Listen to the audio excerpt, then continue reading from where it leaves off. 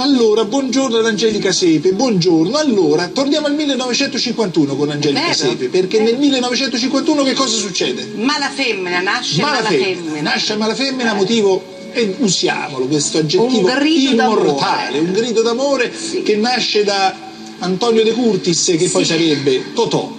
Vogliamo sentire subito, così entriamo subito nell'atmosfera? Certo. Giacomo Rondinella, che la portò al successo. Primo cantante. No, tu sei una malafemmina, che sto occhi fatta chiagnere, lacrime in vanità. Femmina, se tu peggi una vipera, mi indossa l'anima, non posso più campare. Ci piace fare anche un omaggio a Totò, che alla fine insomma è una delle figure fondamentali dello spettacolo italiano, della cultura italiana del Novecento. Allora, su Malafemmina se ne sono dette tante. Qual è?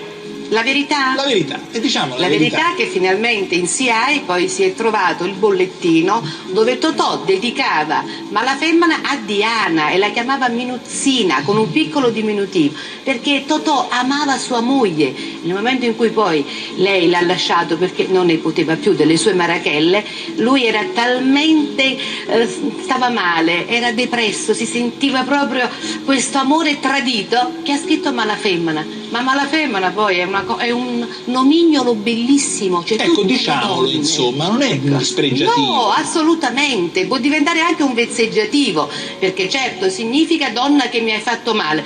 Ma quale donna non ha fatto male ad un uomo? E lo sappiamo, lo sappiamo dell'amore e odio che ci lega a voi. Certo. Allora vediamo una scena memorabile ovviamente di un film che si intitola alla canzone di cui stiamo parlando, Totò, Peppino e la Malafemmina, e canta Teddy Reno. Grandissimo. Femmina si dolce come zucchero, però sta faccia d'angelo te serve per ingannare. Femmina,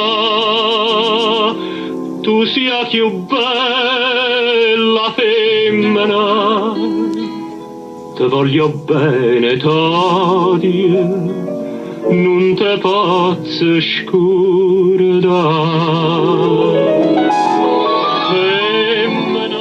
È commovente ascoltare Teddy Reno, il giovanissimo Teddy Reno, che insomma ricordiamo con molto piacere.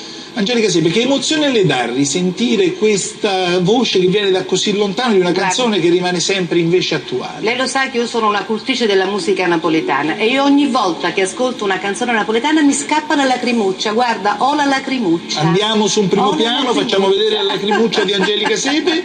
Grandissime canzoni, Malafemmina, poi ripeto, è un grido d'amore, un amore viscerale, un amore vero, e Diana, la moglie di Totò, è la vera protagonista di questa canzone. E su questo ci fermiamo. E adesso E adesso invece saltiamo a Gemma.